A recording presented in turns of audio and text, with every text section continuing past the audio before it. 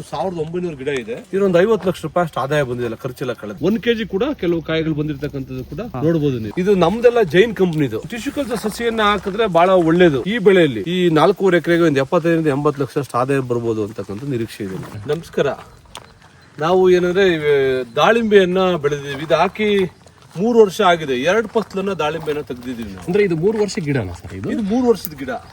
3 ವರ್ಷದ ಗಿಡ ಅಂದ್ರೆ ಯಾರು ಕೂಡ ನಂಬೋದಿಲ್ಲ. ಇಷ್ಟು ದೊಡ್ಡದಾಗಿ ಬೆಳೆದಿರ್ತಕ್ಕಂಥದ್ದು ನೀವು ನೋಡ್ಬೋದು. ಎಷ್ಟು ಅಲ್ವಾ? ಕೂಡ ಸುಮಾರು ನನ್ನ ಪ್ರಕಾರ ಒಂದು 7 ಅಡಿ 8 ಅಡಿ ಅಷ್ಟು ಹೈಟ್ ಇದೆ. ಹೌದು. ಇದೇನಂತಾರೆ, ರೈತನಿಗೆ ಮುಖ್ಯವಾಗಿ ರಾಸಾಯನಿಕ ಗೊಬ್ಬರವನ್ನ ಬಳಕೆ ಮಾಡ್ತಕ್ಕಂಥ ಕಡಿಮೆ ಮಾಡಬೇಕು. ಕಡಿಮೆ ಮಾಡಿದ್ರೆ ಅಂದ್ರೆ ಬ್ಲೈಟ್ ಬರೋದಿಲ್ಲ. ಬ್ಲೈಟ್ ಬಂದ್ರೆ ಏನಾಗುತ್ತೆ, ಗಿಡ ಹೊರಟೋಗ್ಬಿಡುತ್ತೆ. ಗಿಡ ಹೋದ್ರೆ 3 ವರ್ಷದ ಗಿಡ ಬಹಳ ಕಷ್ಟಪಟ್ಟು ಬೆಳೆದಿದ್ರು ಕೂಡ ಆ ಗಿಡ ಹೋದ್ಮೇಲೆ ಲಾಸ್. ಅದು ಆ ಗಿಡ ಹೋಗದಾಗ ನೋಡ್ಕೋಬೇಕು ಅಂದ್ರೆ ರಾಸಾಯನಿಕ ಗೊಬ್ಬರನ ಕಡಿಮೆ ಬಳಸಬೇಕು. ದನಿನ ಗೊಬ್ಬರ, ಕೊಟ್ಟಿಗೆ ಗೊಬ್ಬರವನ್ನು ಹೆಚ್ಚು ಬಳಸೋದ್ರಿಂದ ಅನುಕೂಲ ಜಾಸ್ತಿ ಆಗ್ತದೆ. ಈ ಬಾರಿ ನಮ್ಗೆ ಈ ಕೊನೆ ಬಾರಿ ಇದು 4.5 ಎಕರೆ ಪ್ಲಾಟ್ ನಮ್ದು ಇರ್ತಕ್ಕಂಥದ್ದು. ಗಿಡ ಇರ್ತಕ್ಕಂಥ ಒಟ್ಟು ಒಂದು 1900 ಗಿಡ ಇದೆ. ಈ ಸರಿ ನಮ್ಗೆ ಖರ್ಚು ಕಳೆದಿ ಈ ಮೊನ್ನೆ ಫಸಲಲ್ಲಿ ಏನು ಒಂದು 15 ದಿವಸದಿಂದ ಏನು ನಾವು ಕಟಾವನ್ನ ಮಾಡಿದೀವಿ, ಇದೊಂದು 50 ಲಕ್ಷ ರೂಪಾಯಿ ಅಷ್ಟು ಆದಾಯ ಬಂದಿದೆ, ಖರ್ಚೆಲ್ಲ ಕಳೆದಿ. ಖರ್ಚೆಲ್ಲ ತೆಗೆದಿ 50 ಲಕ್ಷ ಅಷ್ಟು. ಏನ್ ಸರ್ ಕಾಯಿ ಇಷ್ಟು ದೊಡ್ಡದಾಗ ಬಂದಿದ್ವ ಸರ್? ಅಲ್ಲಿ ಕಾಣಿಸ್ತಿದವಲ್ಲ ನೋಡಿ, ಇಲ್ಲೊಂದು ಇರ್ತಕ್ಕಂಥ ನೋಡ್ಬೋದು, ಒಂದು ಉಳ್ಕೊಂಡಿದೆ ಅದು ಕಾಯಿ. ಕಾಯಿ ಉಳ್ಕೊಂಡಿರ್ತಕ್ಕಂಥದ್ದು ನೋಡ್ಬೋದು. ನಮ್ದೆಲ್ಲ ನಿಮ್ ಕೆಲವು ಫೋಟೋಸ್ ಇದೆ ನೋಡ್ಬೋದು. 3/4 kg 900 ಗ್ರಾಮು 1 kg ಕೂಡ ಕೆಲವು ಕಾಯಿಗಳು ಬಂದಿರತಕ್ಕಂಥದ್ದು ಕೂಡ ನೋಡ್ಬೋದು ನೀವು. ಕಿತ್ಬಿಡಿ ಸರ್, ಹಂಗೆ ತೋರಿಸ್ಬಿಡಿ ನೋಡೋಣ.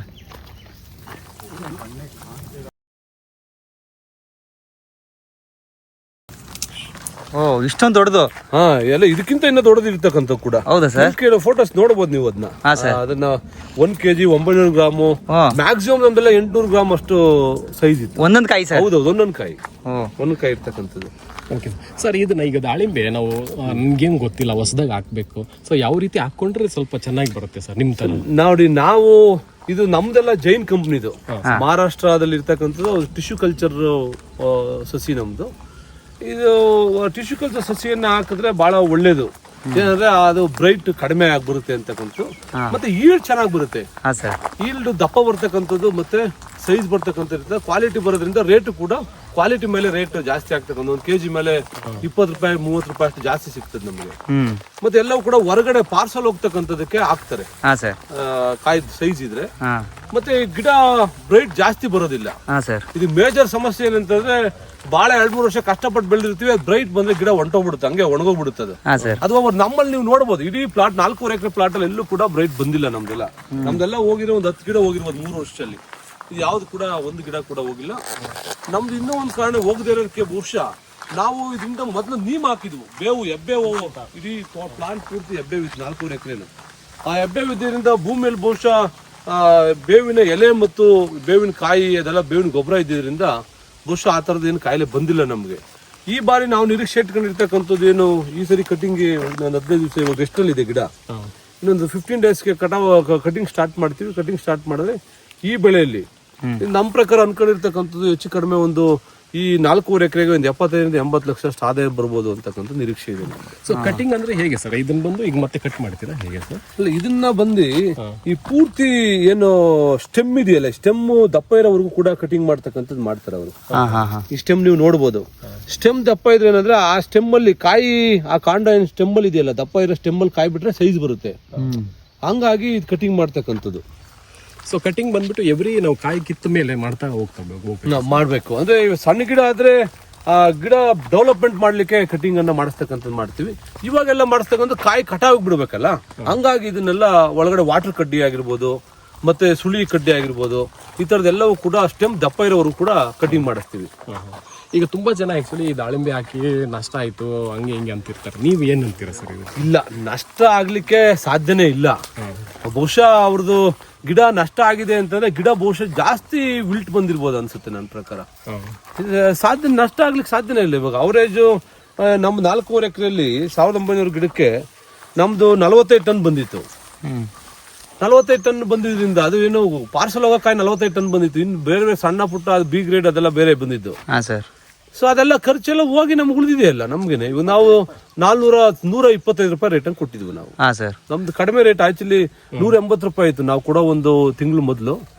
ಬಟ್ ನಾವು ಕೊಡೋ ಟೈಮಲ್ಲಿ 125 ರೂಪಾಯಿ ಇತ್ತು. ಹಾ ಸರ್. ಒಳ್ಳೆ ರೇಟ್ ಬಂತಲ್ಲ, ಅದೇ ಲಾಸ್ ಆಗ್ಲಿಕ್ಕೆ ಸಾಧ್ಯ ಇಲ್ಲ. ಹೌದು, ಅಂದ್ರೆ ಗಿಡ ಏನಾರು ಹೋದ್ರೆ ಮಾತ್ರ ಲಾಸ್ ಆಗ್ಬೋದು. ಗಿಡ ಹೋದ್ರೆ ಲಾಸ್ ಆಗುತ್ತೆ.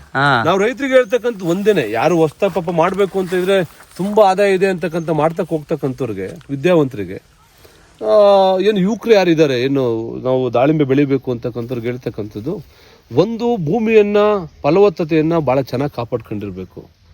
ಕೊಟ್ಟಿಗೆ ಗೊಬ್ಬರವನ್ನು ಹೆಚ್ಚು ಯೂಸ್ ಮಾಡಬೇಕು. ಮತ್ತು ಯಾರು ಈ ಥರ ತೋಟಗಳನ್ನ ಬೆಳೆದಿರ್ತಕ್ಕಂಥವ್ರು, ಯಾರು ಎಕ್ಸ್ಪೀರಿಯನ್ಸ್ ರೈತರಿದ್ದಾರೆ, ಅದು ಬಂದು ನೋಡ್ಕೊಂಡು ಹೋಗ್ಬೇಕು. ಆಸಕ್ತಿ ಇರಬೇಕು. ನೀವು ದಾಳಿಂಬೆಯನ್ನು ಹಾಕಿ ಇನ್ನೇನೋ ಬೇರೆ ಬೇರೆ ಕೆಲಸವನ್ನ ಮಾಡ್ತೀವಿ, ಇದು ಯಾರು ಆಳುಗಳು ಮಾಡಿಸ್ತೀನಿ, ಅದು ಆಗೋದಿಲ್ಲ. ಎವರೆಡೆ ಬಂದು ತೋಟಕ್ಕೆ ಬಂದು ವಿಸಿಟ್ ಮಾಡಿ ಒಂಥರ ಏನಂದ್ರೆ ಅವಿನಾಭಾವ ಸಂಬಂಧ ಇಟ್ಕೋಬೇಕು ಗಿಡದ ಜೊತೆ ಮಾತಾಡ್ತಕ್ಕಂಥದನ್ನ ಆ ಸಂಪರ್ಕ ಇಟ್ಕೊಂಡಾಗ ಮಾತ್ರ ಸಕ್ಸಸ್ ಆಗ್ಲಿಕ್ಕೆ ಸಾಧ್ಯ. ಸೊ ನೀವು ಬಂದು ನೀರಾವರಿಗೆ ಏನು ವ್ಯವಸ್ಥೆ ಮಾಡ್ಕೊಂಡಿದ್ದೀರಿ ಸರ್? ನಾವು ಹನಿ ನೀರಾವರಿ ನೀವು ನೋಡ್ಬೋದು. ನೀವು ಅಂದ್ರೆ ಡ್ರಿಪ್ ಇರಿಗೇಷನ್ ಅನ್ನ ಮಾಡಿದ್ವಿ, ಹನಿ ನೀರಾವರಿ ಅಂತ ಕರಿತೀವಿ. ಅದಕ್ಕೆ ಸರ್ಕಾರದ ಸಬ್ಸಿಡಿ ಕೂಡ ಇದೆ ಅದರಲ್ಲಿ. ಇವಾಗೆಲ್ಲ ಏನು 80% ಸಬ್ಸಿಡಿ ಇದೆ ಅದಕ್ಕೆ. ಮತ್ತೆ ನಾವು ಮೇಲ್ಗಡೆ ಹಾಕ್ಬೋದು. ನೀವು ನೋಡ್ಬೋದು, ಮೇಲ್ಗಡೆ ಸಮ್ಮರ್ ಜಾಸ್ತಿ ಬರೋದಾದ್ರೆ ನಮ್ಗೆ ಕ್ವಾಲಿಟಿ ಬರಬೇಕು, ಈ ಕಾಯಿ ಕಲರ್ ಚೇಂಜ್ ಆಗ್ಬಿಡುತ್ತೆ ಅನ್ನೋ ಕಾರಣಕ್ಕಾಗಿ ಅದನ್ನ ತೆಗಿತೀವಿ ನಾವು. ಮೇಲ್ಗಡೆ ಮೆಸ್ನ ಹಾಕ್ತಿವಿ, ಆಡ್ತೀವಿ. ಮತ್ತೆ ಕೆಳಗಡೆ ಕಳೆ ಬರುತ್ತೆ, ಕೆಲವರು ಕಳೆ ಔಷಧಿ ಹೊಡಿತಾರೆ. ನಾವು ಕಳೆ ಔಷಧಿ ಹೊಡಿಬಾರ್ದು ಅನ್ನೋ ಕಾರಣಕ್ಕಾಗಿ ಟಾರ್ಪಲ್ ಇದೆ ಒಳಗಡೆ, ಅದನ್ನ 2 ಸೈಡ್ ಹಾಕ್ಬಿಡ್ತೀವಿ. 2 ಸೈಡ್ ಹಾಕಿದ್ರೆ ಹೌದು ಅದನ್ನ ತೆಗಿತೀವಿ. ಅದು ಮರ್ಚಿಕ್ಕಿದೀವಿ, ಗೊಬ್ಬರ ಎಲ್ಲ ಹಾಕಿದಾದ್ಮೇಲೆ ಅದನ್ನ ಹತ್ ಕಡೆ ಒಂದೊಂದು ಪದ್ರ ತೆಗೆದು ಬಿಡ್ತೀವಿ. 15 ದಿವಸ ಅದಕ್ಕೆ ಹಾಕ್ತಿವಿ, ಇನ್ನು 15 ದಿವಸಕ್ಕೆ ಈ ಬೈಲ್ಗೆ ಹಾಕ್ತಿವಿ. ಅದು ಕೂಡ ಅಲ್ಲೂ ಕೂಡ ಕಳೆ ಹೊರಟೋಗುತ್ತೆ. ಅದೊಂದು ವಾರ ಇದ್ರೆ ಕಳೆ ಸತ್ತೋಗುತ್ತೆ ಅಲ್ಲೇನೆ. ಆ ರೀತಿಯಾಗಿ ಮಾಡ್ತಾ ಇದ್ದೀವಿ ನಾವು. ಕಳೆ ಔಷಧಿ ಕೂಡ ಹೆಚ್ಚು ಯೂಸ್ ಮಾಡೋದಿಲ್ಲ. ಕಳೆ ಔಷಧಿ ಯೂಸ್ ಮಾಡೋದ್ರಿಂದ ಏನಾಗುತ್ತೆ, ಬೇರುಗಳಿಗೆ, ಇವನು ದಾಳಿಂಬೆ ಗಿಡದ ಬೇರೆ ಎಲ್ಲಾ ಕಡೆ ಕೂಡ ಮೇಲೆ ಇರ್ತದೆ, ತುಂಬಾ ಒಳಗಡೆ ಹೋಗೋದಿಲ್ಲ ಅದು.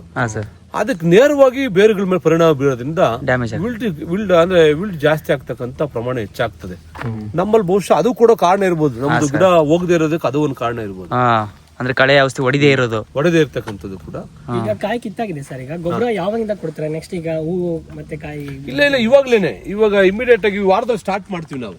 ದನಿನ ಗೊಬ್ಬರ, ಕೊಟ್ಟಿಗೆ ಗೊಬ್ಬರ ನೋಡ್ಬೋದಲ್ಲ, 50 ಲೋಡ್ ಸ್ಟಾಕ್ ಇದೆ, ಹೊಡ್ಸಿದೀವಿ. ಅದಕ್ಕೋಸ್ಕರನೇ ನಾವು ಟ್ರ್ಯಾಕ್ಟರ್ ಅಲ್ಲಿ ಒಂದು ಇದು ಬರುತ್ತೆ, ಏನು ಒಂಟಿ ನೇಗ್ಲು ಟ್ರ್ಯಾಕ್ಟರ್ಗೆ. ಆ ಟ್ರ್ಯಾಕ್ಟರ್ ಒಂಟಿ ನೇಗ್ಲಿ ಸೈಡಿಗೆ ಹೋಗಿ ಪಾಳಿಸ್ಬಿಟ್ಟು ಗೊಬ್ಬರವನ್ನ ಆ ಸಾಲ್ಗೆ ಹಾಕ್ಬಿಡ್ತೀವಿ. 2 ಸೈಡ್, ಬೋತ್ ಸೈಡ್, 2 ಸೈಡ್ ಕೂಡ ಗೊಬ್ಬರವನ್ನ ಲಾಟ್ ಮಾಡ್ತೀವಿ. ಒಂದ್ಸರಿಗೆ 4.5 ಎಕರೆ 50 ಲೋಡ್ ಗೊಬ್ಬರ, ದನ ಕೊಟ್ಟಿಗೆ ಗೊಬ್ಬರ ಯೂಸ್ ಮಾಡ್ತೀವಿ ನಾವು. 50 ಲೋಡು ನೀವು ಅಲ್ಲಿ ಸ್ಟಾಕ್ ಇದೆ ನೋಡಬಹುದು.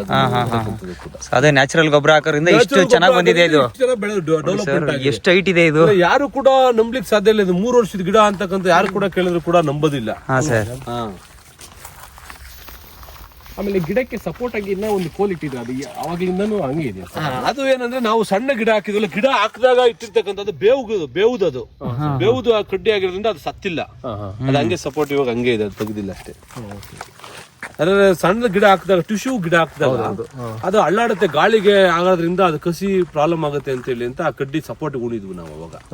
ಸೊ ಇದು ಸರ್ ನೀವು ನಾಟಿ ಮಾಡಿ ಸಸಿನ ಎಷ್ಟು ತಿಂಗಳಿಗೆ ಮೊದಲನೇ ಫಸಲು? 1 ವರ್ಷ ಬೇಕು.